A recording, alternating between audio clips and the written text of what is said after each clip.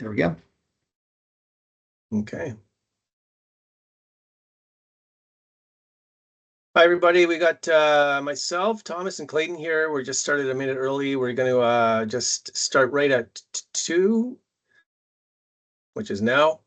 So let's get going. We got a tight 30 minutes here. We want to make sure that everyone gets the maximum out of their time here.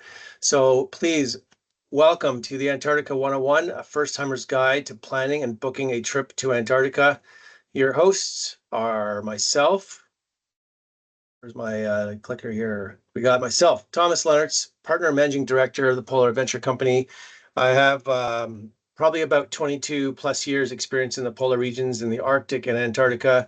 And to my left or here, I've also got Clayton Anderson, co-founder. Clayton, give yourself a little blurb. Hey there. Yeah, I've spent about 25 years in travel, of which 22 of them have been Arctic. I spent a lot of time with a company called Adventure Canada, where I worked as a expedition team member, but also in the management of the company.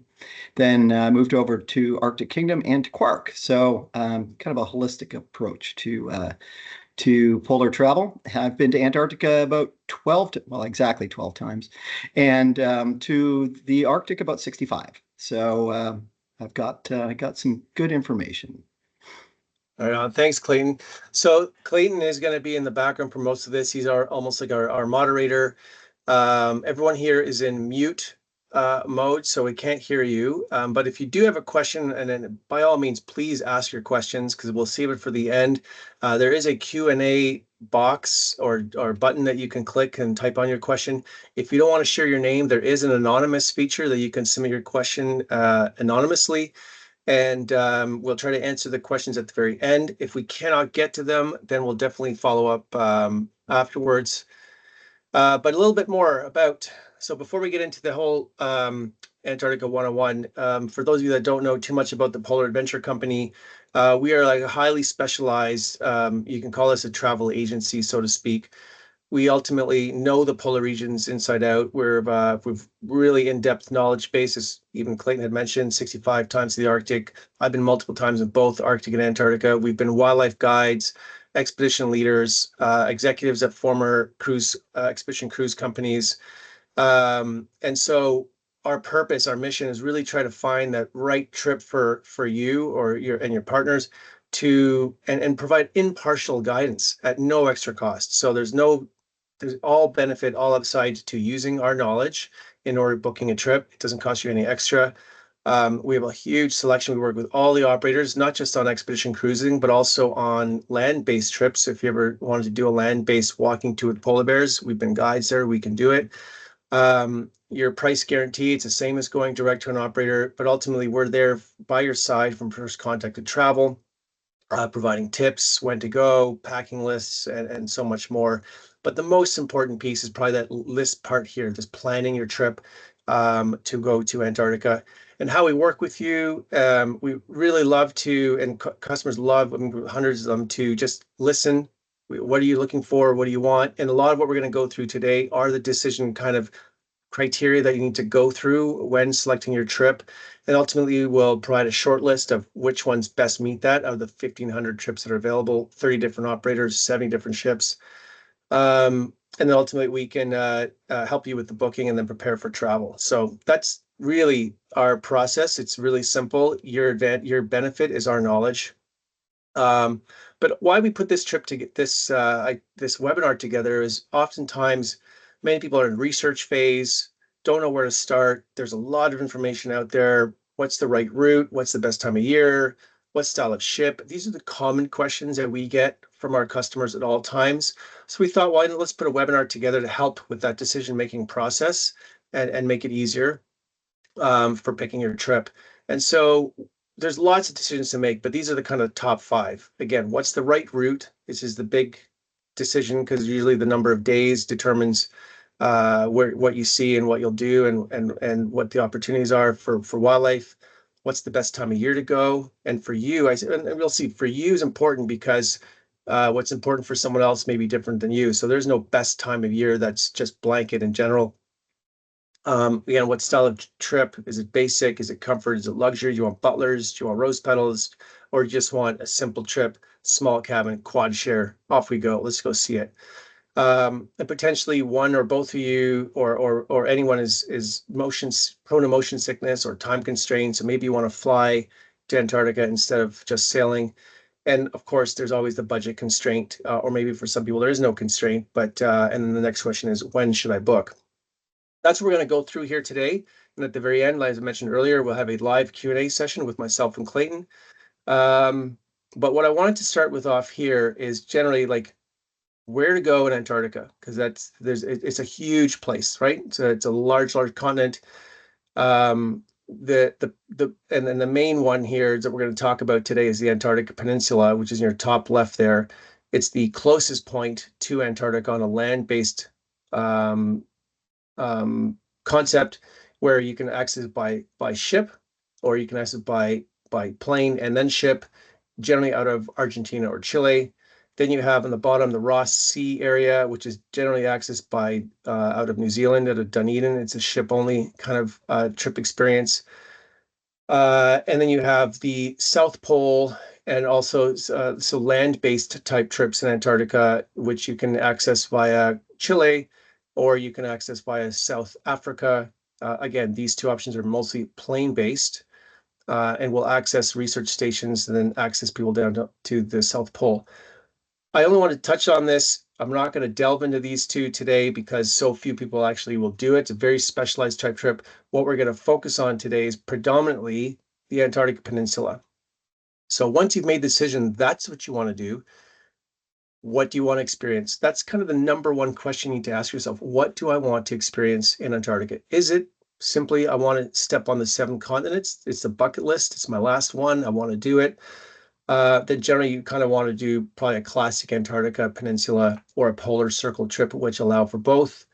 If you also wanted to add South Georgia or the Falkland Islands, these are, which are spectacular to see in their own right, they generally add on to the Antarctic Peninsula trips and are much longer though, because I'll show you in a second what the maps are. You have your Patagonia options, which are southern Chile and Argentina. We're not going to really touch on that today. We're going to focus mostly on Antarctica. And of course, there's like a Snow Hill Island, which is a small component of the peninsula, but it's a very specialized trip, mostly to see the emperor penguins. So the itineraries or the routes that are available to go and see out of or at the Antarctica Peninsula are generally called the classic Antarctica. So 9 to 10 day cruises in length. You have to access it for the most part from Ushuaia, which is the southernmost port in Argentina. It takes about 2 days to cross the Drake Passage, and then you get about 5 to 6 nights at the peninsula. Prices range 700 to 1500 USD per night per person. The season is November to April, and as I mentioned, it's gateways Ushuaia, and you go down there to see the 7th continent. You step on that, check it off your bucket list. You'll see lots of wildlife, penguins, seals, whales. And this itinerary, this classic one, 9 to 10 cruise nights, is what about 75% of people will do for their first trip to Antarctica. And yes, there are people who go multiple times. And even for a first timer, if you just wanted to take that a few extra days, there are some options to go south of the Antarctica Circle at 66 degrees south. And it's it's a latitude. It's a line in, and there's no marker. There's no indicator that you've arrived. It's a GPS location. But that's the delineation of where the sun doesn't set. And so below that line, so further south, the sun will not go below the horizon. Anything past that point, the sun actually does go below the horizon. So that's that delineation of what that means in Antarctica Circle. And there's a similar one up north, which is the polar circle, the Arctic one, where the sun doesn't set below that point as well. And some people want to do both. So that's to highlight. You get all the same as the classic Antarctica, but you then also need a few extra days to get down a little further to cross the circle and then come back up again. So if that's important to you, then crossing the circle is a good option. And then this is the granddaddy of trips. This is the Falklands, South Georgia, and the Peninsula. So you kind of do it all. It's a longer trip. It's 16 to 23 cruise nights. You generally start in Ushuaia here. You go over to the Falkland Islands, spend a night or two there, over to South Georgia, again, 2 to 3 nights in South Georgia, and then you got to come all the way back and down to the peninsula. And this can be done both ways. It can be clockwise or counterclockwise. It just depends which way the operators decided to do it. Basically, this is great for people who have the time. You need almost 3 weeks of travel time to do it. Very popular on the Christmas, New Year's time. If for those that are working, want to combine vacation time with holiday time. But it's also for those that want to see king penguins by the hundreds of thousands. If you want to see albatross and fur seals, these are only available to see in South Georgia. And these penguin species and other species are not able to see on the peninsula here. So this is what we call the Falkland, South Georgia, and Peninsula Trip, or FSGP for short. Now, next decision criteria is, do you want to cross the Drake Passage by ship, or do you want to fly over it? Now, most people, they've heard of the Drake Shake, and there's the Drake Lake, and that's kind of showing the two in here. You never know what you're going to get. A lot of the new ships have great stabilizers. They're much bigger. So if you are deciding to sail, and you're prone to motion sickness, you might want a larger ship. However, you may also want to choose to just fly over the Drake Passage, and instead of 2 days of sailing, you can take 2 hours to fly across. Now, typically these are out of Punta Arenas in Chile. It's about that 2 hour flight here. You land at King George Island, and that's then where you would join the ship. You can see in the corner here, there's a ship waiting here. That's a Sea Spirit. And this is the specialized plane where they enter up high and they have a gravel package on the wheels, and so that they get enabled to land at the gravel runway on King George Island and then join the ship. And again, you'll see you have the same amount of time on the peninsula as some of the other voyages, like the classic Antarctica, but you remove the trips are shorter because you removed 4 days of sailing and condense it down to 2 hours each way. So 4 hours of flying in total. Great trip for that. There's high demand for these trips. Again, for those that are short on time, lots of Americans book on this trip. They have less vacation time than I guess those in Europe do. But also price a little bit higher because it's a very specialized trip with these specialized planes. So instead of being, 1,500 per night, you're up to the 1,950 to 3,000 per night. Again, but you're getting the no Drake Passage for that. So then once you've kind of decided which route or which itinerary, next question is seasonality. When do you want to go? What are the dates? So the best time to go is November through March. So that is the only time to go to Antarctica. Earlier than that, April through till October, it's cold, it's dark, pitch dark, and then you've got sea ice that enshrouds the peninsula, and which makes the ships inaccessible. They cannot get to the peninsula during those times. So the only time to go is November through March. And then even within, there are seasonality of those months to what you're going to see or what you can do. In November, you got 18 hours of daylight. The days are getting long. The ice is starting to melt. The temperature is starting to warm up. And this is when the penguins are starting to do their nesting. Then you get into December, days are getting even longer. They're never quite 24 hours, but the sun it does go below the horizon, but it doesn't get dark. It's like that dusk that just seems to last for hours and hours. You get the pastel colors, pinks, the hues, the blue. It's beautiful time for photography, actually, at any given time here. But as you get into December, it's early summer, good chance of blue skies. The penguins are starting to hatch. There's less ice. The melting's really begun. And then you get into January, which is probably the peak of the season with temperatures. The daylights are just at their max again. Lots of penguin chicks, and the ice really receding. And this is generally where the the polar circle trips can really start to get through to reach the southernmost points of the peninsula. And then you start getting into February and March, late summer, early autumn. Daylights are getting shorter again.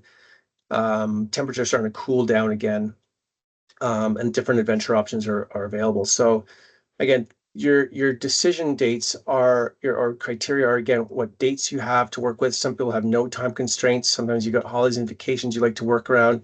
It is why November, December, and January are quite popular because of the vacation time around, and schools are all out around Christmas to New Year's, and so a lot of multi-generational families will take trips around December, January to try to time the high school, college, and vacation periods to make a family trip. For some people, and not for everyone, the penguin seeds are super important. They want to see lots of chicks, or they want to see the hatching or the nesting. And for other people, the wildlife opportunity like king penguins are important, so we'll have to do a South Georgia trip. And finally, and not finally, but adventure options, super important. If for some you want to just keep a relaxed trip and you don't have to do any extra adventure options, but if some people really want to do kayaking, or camping is only available November through January when there's lots of snow, and same with snowshoeing or even skiing. There's skiing's best time in November when there's lots of snow around, and after that you can't really do it because the crevasses on the Antarctic Peninsula become too unsafe to ski over. So again, depending what adventure options you like to do can dictate when you can go or not go.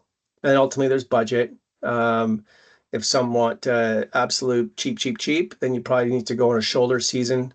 Or if you want the best experience from wildlife, or your time of year is important, then you kind of go December, January, and there's everything else in between. So those are the kind of key criteria when to go. More criteria, like what criteria are important to you aside from dates and adventure options and that? Ship size. Is that important? And we'll get more into that in a second here.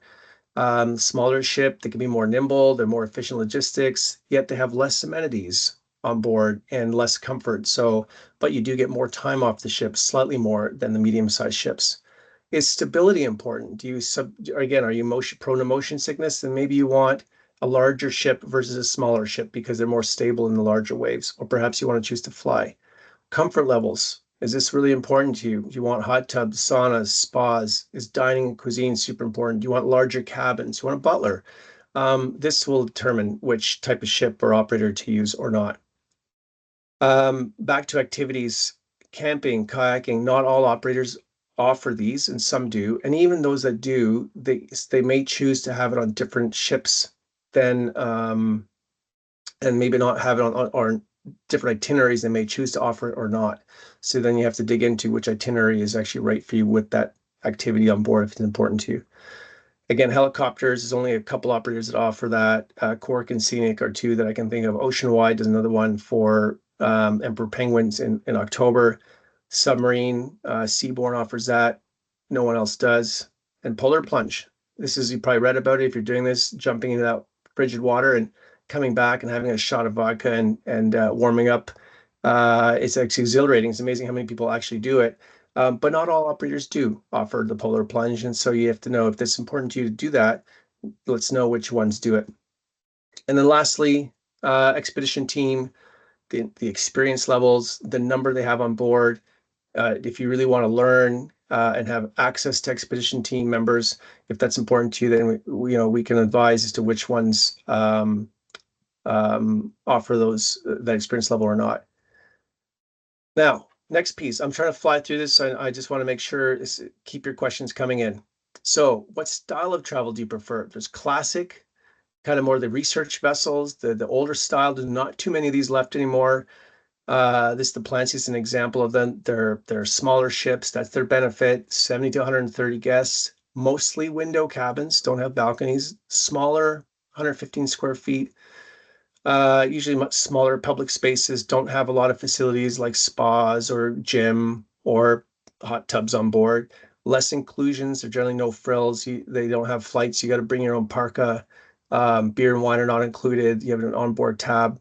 So that there's that classic side things, a lot of porthole cabins, as the picture shows.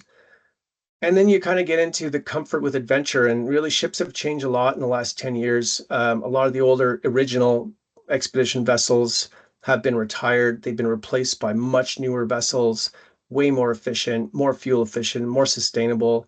Really, really impressive ships, anywhere from 130 to 260 passengers in size.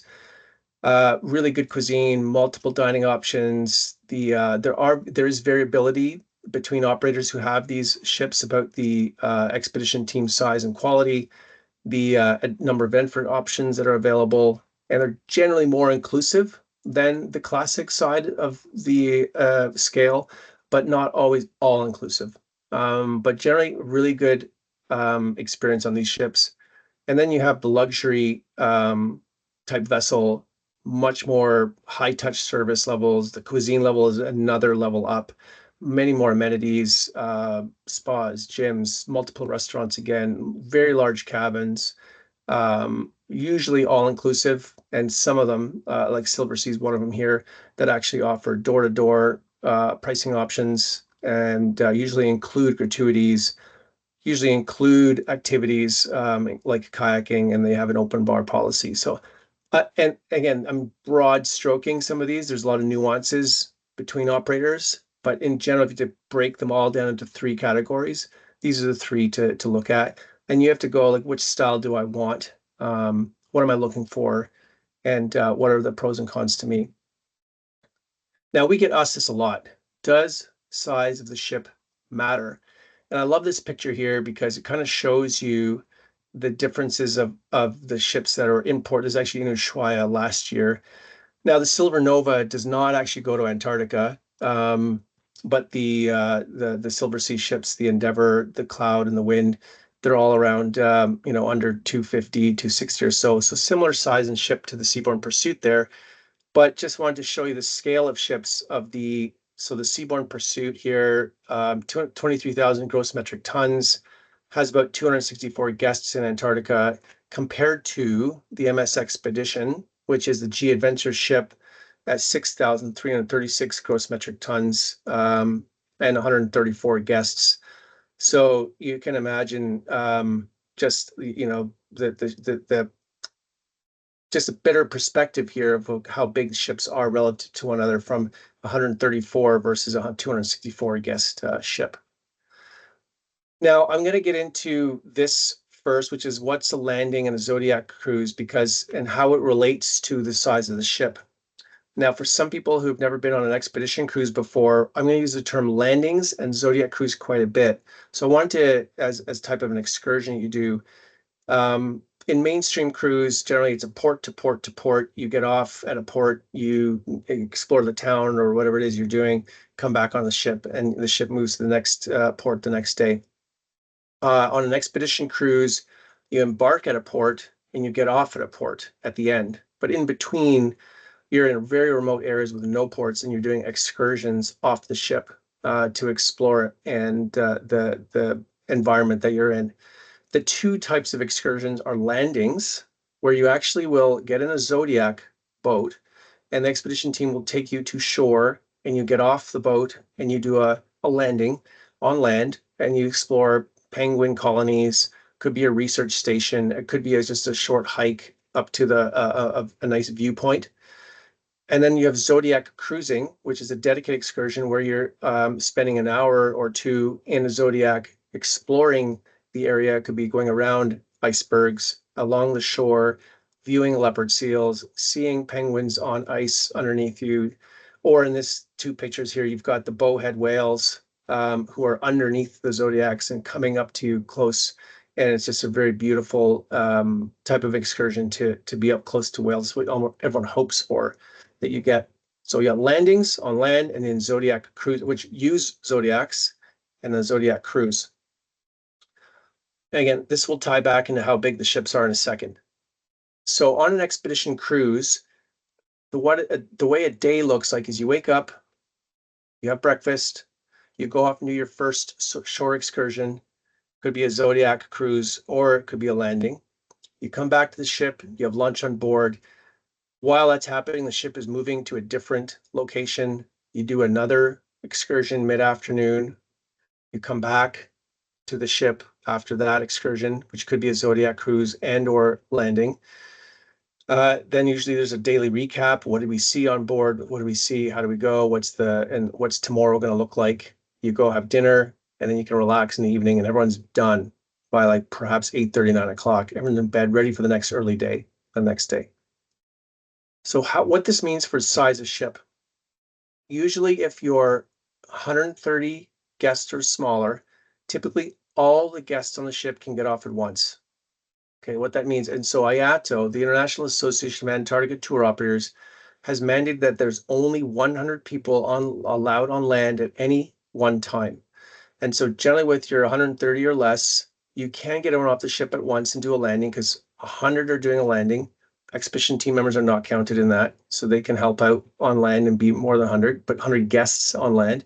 And others might be doing an adventure options like kayaking or stand-up paddleboarding, or surprisingly, a lot may actually just stay on the ship and decide not to go out. Because it's more efficient, you may be able to get 2 landings a day, about 2.5 hours each, so about 5 hours a day you're out on land. And for this example, I'm going to use 5 days of doing landings just for easy math. And in this case, you get 20 to 25 hours on a 5-day trip, generally longer, off the ship. And this is great for people who want maximum time off the ship, and they're not fussed about smaller cabins or having more amenities. Then we get into the medium-sized ships, 130 to about 275 guests. And basically, they're split. We call them split landings. Everyone gets off the ship at the same time, but they split everyone up into 3 different groups. So you've got the 100 that go on land at a given time. The other number are on Zodiacs, and they're cruising, and they're doing what we showed you in the picture before, going up and down the coast, looking at whales, or looking at the icebergs, or just cruising along the shoreline, looking at the geology. And then you have others doing activities, could be kayaking, stand-up paddleboarding, submarines, or helicopters, whatever the ship has at that point. And then they kind of rotate while they're out there on the land. And so ultimately, because there's more people, you're slightly less efficient to get everyone off the ship. Sometimes you have multiple embarkation points, so you can kind of make up for that. But infrequently have I seen that you can use all the embarkation points on a ship because of the wind or the direction or just efficiency of staffing. So you get about 15 to 20 hours off the ship with a medium-sized ship. And this type of experience is really great for those that want a more balanced type of trip. You're balancing the comfort of a nice ship with a good expedition team with time off the ship that might be negligible in terms of what the experience is like for some people. And then lastly, you get the large ships, and these are the 275 to 500 guests. The one operator that comes to mind on this one is like the Hurtigruten larger ships. They're almost 500 passengers in size. They also do a rotation of land, ship, and Zodiacs. And so basically you have 100 on land, you have 100 doing Zodiac cruising, and then you have others that are on the ship with onboard programming that then they'll later on rotate down onto the Zodiacs or on land as well. They typically do 1 landing a day in a given location, and they're around 2 to 2.5 hours each. So in general, you're getting about 10 to 12 hours off the ship. But this is the advantage of this, is that because of the scale, you definitely have a price advantage, and you kind of have a bit more of a relaxed pace of experience. So that's the benefit. More relaxed pace at a better price break, but you have more people and less time off the land. So hopefully that explained the size of ship and the importance of that and finding it. And finally, there's the decision criteria. Are additional activities a must for you? Now, in general, again, not everyone has this, but in general, Zodiac cruising isn't, everyone has Zodiac cruising, that's included, okay? Everyone will do shore landings and do a hike or go see penguins, that's always included. Polar plunge, this is the bottom left here. If that's something you must do, it's typically included for those that offer it. And I'd say, I'm going to make up a number here, 80% of operators offer polar plunge, but some don't. And then typically great photography opportunities. And usually there's a photographer on board who can help out with any pictures and give some tips and tricks. Now, on the optional category are, and I don't have them all listed here, kayaking, stand-up paddleboarding, snowshoeing, skiing, helicopter flight seeing, is on here, and submersible. These are considerations where you might, again, need to look at which operators have them, which ones don't. Some are included and some are not. And so this factors into which operator you might want to choose to go with. So I touched on the expedition team. Does it matter? Again, if you're looking for, the industry norm for an expedition team is about 15 guests for one expedition team member. Some operators really stack on the expedition team members, but like a 6-to-1 ratio, so 6 guests for one expedition team member. And what this allows that expedition operator to do is that with more staff, they can offer more activities. They typically can operate their offshore excursions more efficiently, and they can offer more education on the shore because they have more available to go on shore and not just worry about logistics, to provide that in the moment, real time description of what's happening. Like, why is that penguin doing that, or that leopard seal doing that? And they can tell you in the moment versus afterwards on the ship. If there are some specialists that are important to you, if you want to ensure there's an ornithologist on board, not all expedition teams have dedicated ornithologists on board. Some operators ensure they will always have historians, ornithologists, marine biologists, geologists, penguinologists that actually exists, or glaciologists on board, but other operators may just try to staff whatever they can. And it might happen to have an ornithologist on board on one trip, but not on another. So you just don't know. And if that's important to you, then we can help work on who has what. Accessibility and training. There are some operators who have really dedicated training for their guides. Cork has Cork Academy, Silversea has the Silversea Academy. They do a lot of scenario planning as to what if scenarios for safety. They really have a really in-depth program for their guides. So if safety is important to you, I mean, the whole industry is generally safe, but they just take it up another level. And then in terms of accessibility, some expedition teams always dine with guests and they make themselves accessible to share their stories and their life with you, whereas other operators do not mandate that the expedition team mingles with the guests on board the ship afterwards. They kind of keep them separate to have their time, but you may be able to invite them to dinner and they'll be able to accept the invitation and come. So there's just different etiquette as to how expedition teams will mingle with guests afterwards on board the ship, aside from off-ship operations. Now, I'm moving on to budget, and we're almost at the end here, but budget is when's the right time to book? We get it so many times. When should I book now? Should I wait? What's my budget? What does it look like? I mean, ultimately, when to book is best to book early. When we look at all the data, there's a lot of early booking offers with 30% off and more. Sometimes you get free air credits, free cabin upgrades. If you need adventure options, they're very scarce to get on certain voyages, so you want to book early to get those adventure options. If you're looking for December and January voyages, the window and entry balconies sell out very quickly, and so you don't really want to wait too long to pick a voyage if you want those types of cabins or adventure options. Should you book last minute? I mean, in terms of expedition cruising, last minute is considered probably 4 months prior to the voyage. It's definitely last minute. It's definitely not a European vacation. People book that even like a week or 2 out, but expedition cruising, 4 months out is definitely considered last minute. There are some last minute offers and we do get them, mostly on the shoulder, low season voyages. You don't see them on, typically you don't see them too often on December, January, February voyages. But even on those ones, if you're again looking for adventure options, there's barely any availability left at that point. We do currently have some last minute offers on November 2024 sailings.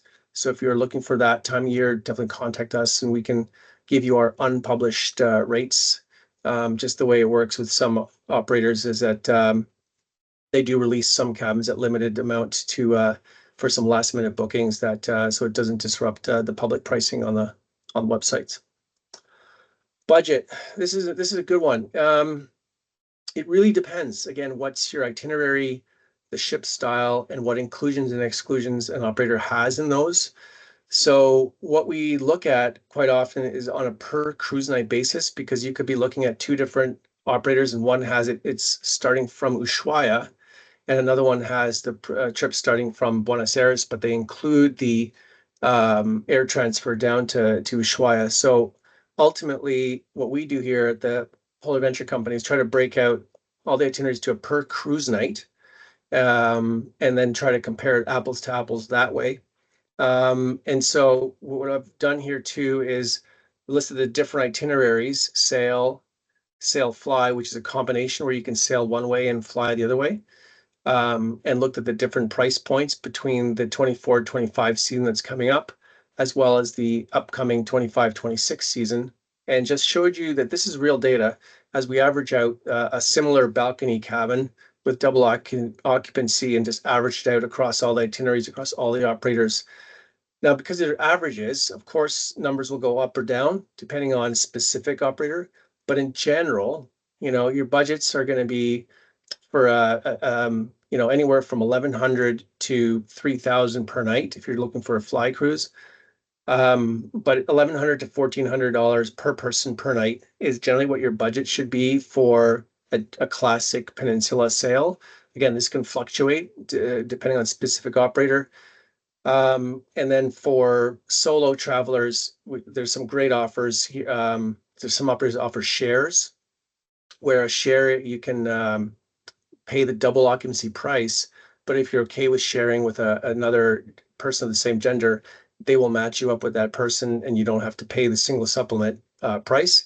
If they don't find anyone, you don't have to pay the single supplement. So there's a few operators that do that. It's very unique to expedition cruising. You don't find this in the mainstream cruising, but the expedition side you do. There are some dedicated solo cabins, and of course, there's a single supplement. So anyway, contact us. We do have some no single supplement offers on our trip website, and you can find that there. We have a no single supplement filter if you want to find the trips that have no single supplement. But I hope this helps with determining what your budget should be. Definitely an investment. It's a trip of a lifetime, and we can help to really find which fine tune which trip is best for you. And of course, this is on entry level balcony, and people then might want to choose to go into the higher cabin categories because they need more space. They got a lot of camera gear. So different wants and needs for if you're traveling with 3 people, maybe you want a slightly bigger cabin. So in summary, if you're going to take the plunge to go to Antarctica, like the picture, you got to decide what route is right for you. Is it the Peninsula, across the Circle, South Georgia, Ross Sea, South Pole maybe? When's the best time of year for you to go? What style of ship is right for you? And are you going to fly or sail to Antarctica? And the budget. Those are the kind of 5 key things are. And there's lots of little decisions within those 5. But if you can figure out these 5, and we can help out with that and fine tune it, I'm happy to do that for you. So tools for you to use from this point forward. You've got our website, polaradventure.com. We have almost real-time availability, not availability, but access to all the pricing and all the itineraries from all the operators in the polar regions. And we have a lot of resources, blogs, webinars, always adding more contact. Or ultimately, for fast and efficiency, just contact us directly for that human touch. We'll listen. Clayton, myself, or Jason Hillier, there's only 3 of us here. You get firsthand knowledge of our experience. We'll listen to what you're looking for, understand your travel style. We'll curate a short list of trips on our unbiased recommendations. And ultimately, we can help with the booking and prepare for travel. Now, when you do decide to book with the Polar Adventure Company, your contract is made directly with the operators themselves, not with us. And full transparency, the way we make money is by getting a small commission from all the operators after you return from travel. So our motivation is to make sure that we provide you the best service from first contact all the way till you travel. So at this point here, I'm going to open it up for questions. Thomas, thank you. That was amazing. We have a few questions coming. So I guess the first we had was from Shika there. Just she wasn't able to see the presentation on her screen, on her phone screen. How does she see it? Well, you're going to get this sent to you afterwards. So there will be a full recording of the webinar that's going to be emailed to you. So no problem there. You'll be able to watch it again See all the highlights? Next one we had, do all of your trips include setting foot on Antarctica? So the answer to that is yes. We do not sell any sail-by trips in our collection. Now they're all obviously dependent on wind, ice, and weather, but it's every intention on an Antarctica trip to get your boots to ground on the last continent. Sometimes it's on the islands around it. Sometimes it's on the continent itself, but you will, as Thomas had said, always spend time off the ship. Another question, is November still a good time, I think, for penguins and whales? Of course it is. I mean, it's Antarctica at its most pristine. You've got a great snow covering there. The whales have arrived. The penguins are there. Getting their nests ready. You get those great photos of the penguins on the snow. With the beautiful white background. It's really kind of the magical Antarctica that you expect it's going to be in November there. Let's see. Do the smaller ships move a lot more on the Drake Passage? Are the new ships better?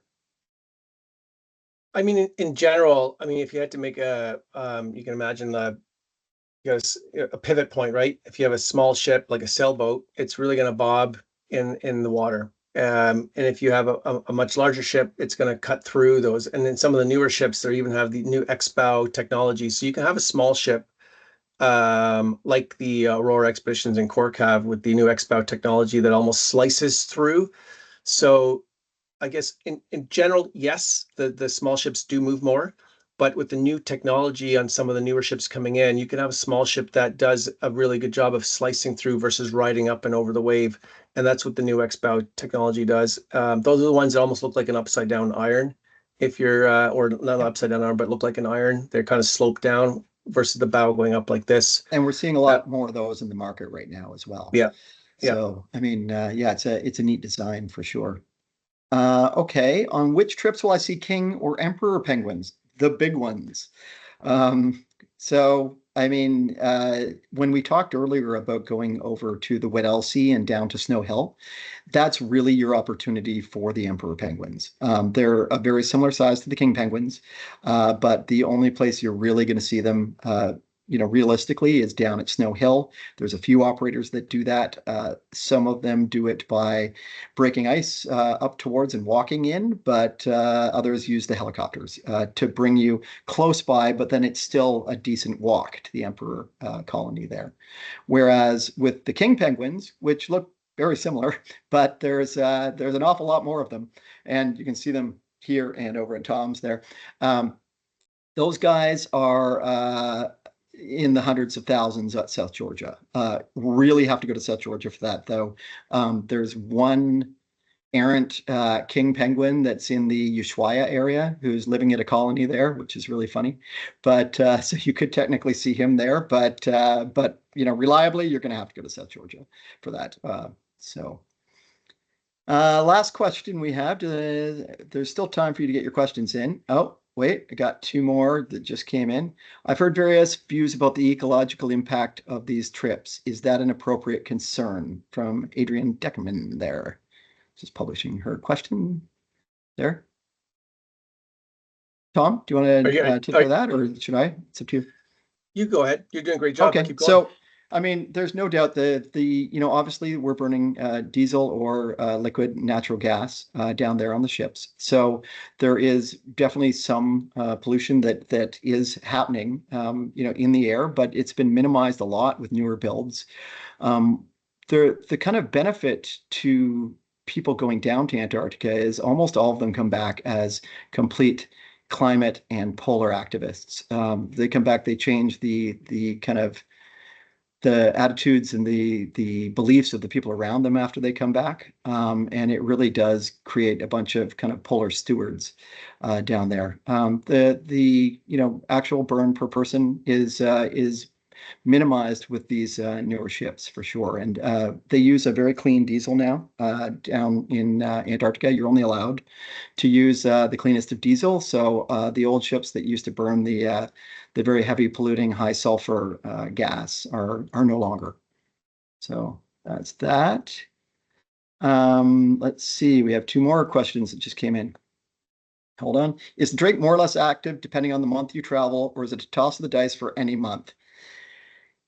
David, it's a toss of the dice for any month. I've been across the Drake 24 times, so 12 in each direction. I've had the Drake Lake probably 12 of those times, maybe 14. I've had something a little more aggressive 4 or 5 times, and I've had the Drake Shake 3 or 4 times. So and I've been, between November, December, January, February, March. So it's really been a roll the dice. So yeah, you never know. I mean, it's a very active area down there, very active water. So you never know what's going to influence it. So definitely roll the dice. What I will say is that the captains sometimes actually either speed up the ship or slow it down to try and avoid some of the worst part of the Drake. So sometimes you'll see that they actually stay in Ushuaia for an extra hour or two because they know that some of that water is going to move through. And then sometimes they actually will tell you that they're going to get everybody to the ship earlier.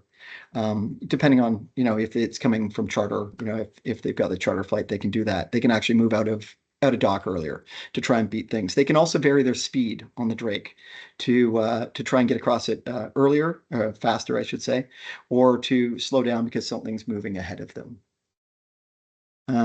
Okay, and then from Jerry, we've got what makes some of the 25-26 costs lower? I can take that one, Yep, Clayton, and it's a great. really good question. And it's interesting Yep, when you see the operators, what they're trying to do is have really good early booking offers much earlier and slowly ratcheting up the price as you get closer to departure and not having any last minute discounts. So that's the altruistic purpose of the pricing you're seeing yep, because we're almost at the Antarctica season. Much of the prices now, and the pricing I showed was real time. This is the average of the trips now. You will see the Antarctica 24-25 season in general is higher because we're closer to the season. And the 25-26 season is priced a little bit lower on average because all the early booking discounts are out now, and they're slowly going to be increasing the price next year when they launch the 26-27 season, which some have already started releasing them already. We're seeing a trend that operators are releasing their seasons earlier and earlier. Some are like more than 2 years out now. And really it just helps with their fill rates. The earlier you can launch a season, the more you can fill a ship with lower discounts. yep, And so I mean, that's in general the concept, but there's also a learning after COVID. People had to figure out what is the demand and supply for Antarctica expedition trips, and it is really high right now. But the operators some we've noticed have not increased their pricing too much year over year, and because they're really trying to just increase their fill rates without discounting. And Thomas, just a quick aside on that. Well, two things. First of all, Abdallah had asked us if our website pricing is in US dollars. We are a Canadian company, but we do price in US dollars because the entire industry publishes their pricing in USD. That being said, if you want to pay Canadian, we have or another currency, we've got very good rates for conversion on that. The last thing on the pricing, though, is a lot of them use dynamic pricing these days. So depending on how full the ship is, they will actually raise the price closer to the date. So if a ship is selling less well than historically, then they'll lower the price. And if it's selling much better than historically, they'll raise the price very often. So, and we don't get a lot of notice necessarily for that. Very often they just kind of raise the price either in the middle of the night or at various times. I mean, some of them change their price twice a day, once in the morning and once at night. So it really depends on that. I think that's it for our questions. I know we've gone over, but thank you everyone for joining us here today. We are at your disposal. Should you have any questions, please feel free to email us at explore@polaradventure.com. One of us will get back to you, or give us a call at our toll-free number. They're at 833-332-0888. Thanks, Clayton. Thank you everyone for joining, Thanks, and Thomas. hope to talk to you soon. Thank you.